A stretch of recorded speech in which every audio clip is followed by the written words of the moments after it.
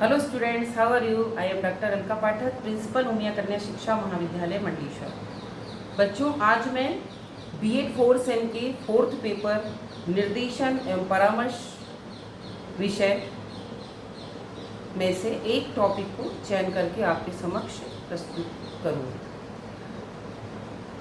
विषय है परामर्शदाता के रूप में शिक्षक की भूमिका।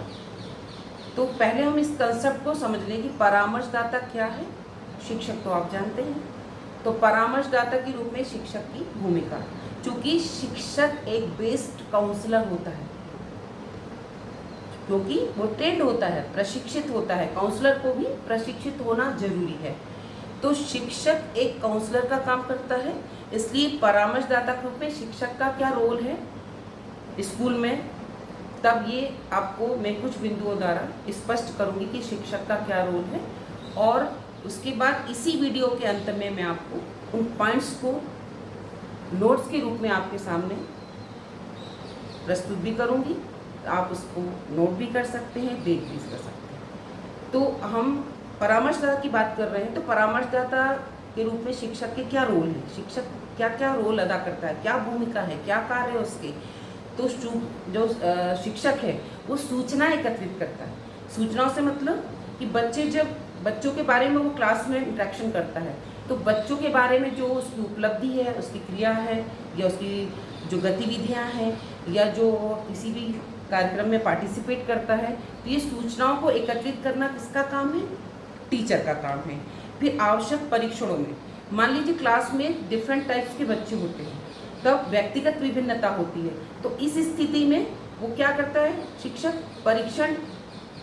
आवश्यक परीक्षण में, कि जैसे मान लो कोई बच्चा क्लास में हकला रहा है 1 मिनट के लिए, तो ऐसा नहीं कि उसको इग्नोर मारें या उसको ध्यान नहीं दें, तो उसके लिए परीक्षण टेस्ट करें और पता लगाएं कि क्या कारण है इसका। विशिष्ट बालकों का पता लगाना, आपने देखा होगा क्लास में जब मैंने बात करी कि व्यक्तिगत विभिन्नता होती है, तो व्यक्तिगत विभिन्नता में सारे बच्चों का इंटेलेक्चुअल लेवल, बुद्धि, रुचि या उनका एटीट्यूड्स या क्रिएटिविटी, ये सारी चीज़ डिफरेंट होती है। उस परिस्थिति में विशिष्ट बालकों का पता लगाना कि कौन सा बच्चा विशिष्ट है, ये शिक्षक का भूमिका होती है। क्योंकि शिक्षक प्रशिक्षित होता है, तो वो टेस्ट के द्वारा, परीक्षण के द्वारा, अवलोकन के द्वारा, इंटरव्यू के द्वारा विशिष्ट बच्चों का पता लगा लेता है। विषय को व्यवसाय से जोड़ना। अब विषय को व्यवसाय से जोड़ना मीन्स आजकल मॉडर्न टेक्नोलॉजी है, आपने देखा होगा जो कोर्स आ रहे हैं वो कहीं ना कहीं लिंकिंग है ना। जैसे हम बात करते हैं डॉक्टर्स की, तो डॉक्टर की परीक्षा के लिए आपको बायो लेना है, बायो के बाद नीट फेस करना है, नीट के बाद आपको पास होकर उसमें डॉक्टरी में जाना है। तो ये कोर्सेज जो है विषय को व्यवसाय से जोड़ना, ऐसा नहीं कि कोई भी सब्जेक्ट उठाया और पढ़ लिया जिसका कोई औचित्य नहीं है। परिवार में समायोजन स्थापित करने में, अब कई बच्चे होते हैं आपने देखा होगा जो समायोजन नहीं कर पाते, वेल एडजस्टमेंट नहीं कर पाते, तो उसके कुछ कॉजेज होते हैं। तो कारण पता करिए कि बच्चा या तो कोई परेशानी में है, या उसके पास समय अभाव है, या उसके पास पढ़ने का वर्कलोड ज़्यादा है। तो इसके कारण किसी भी गतिविधि में परिवार में, जैसे पेरेंट्स कहा चलो घूमने चलते हैं आज शाम को, तो बच्चा कहता नहीं मैं नहीं जाऊँगा। तो क्यों? तो उसके इसी कारण से टीचर उसको मार्गदर्शन देता है, उसे गाइड करता है और उसे उसकी समस्या का पता लगाकर उसकी काउंसलिंग करता है।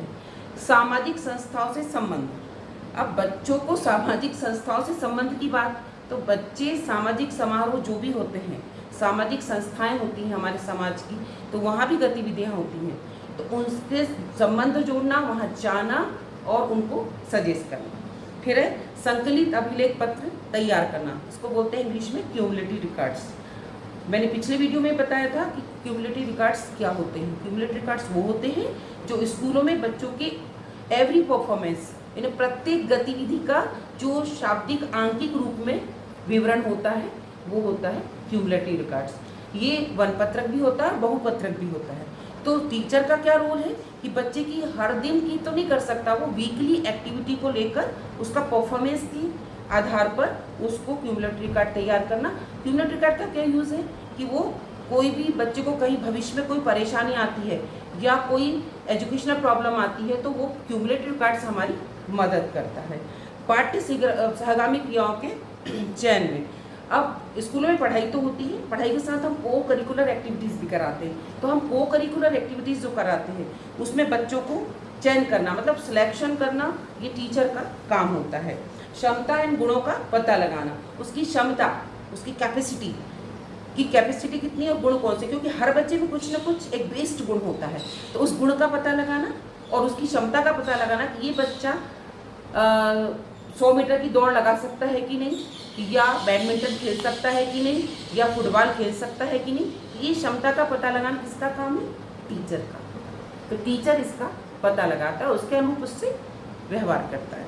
फिर व्यवसाय के लिए उचित मार्गदर्शन देना। तो व्यवसाय के लिए उचित मार्गदर्शन देना, मान लीजिए कोई बच्चा पढ़ रहा है, 10th 12th तक पहुंच रहा है, तो टीचर का क्या काम है कि उस बच्चे की उपलब्धि को देखकर, उसके अचीवमेंट को देखकर, उसके व्यवसाय के लिए कि तुम भविष्य में क्या कर सकते हो, तुम्हें कौन सा सब्जेक्ट लेना है, या तुम्हें क्या बनना है इंटरेस्ट के अकॉर्डिंग, तो ये सारी चीज़ देखकर उसे गाइड करके और उसको काउंसलिंग करता है, ताकि भविष्य में बच्चा उस सब्जेक्ट को सिलेक्ट करे और उसमें उसके उद्देश्य की पूर्ति तक पहुंच पाए। अब मैं आपसे वही पॉइंट शेयर करूंगी, प्लीज़ आप उसको देखिए।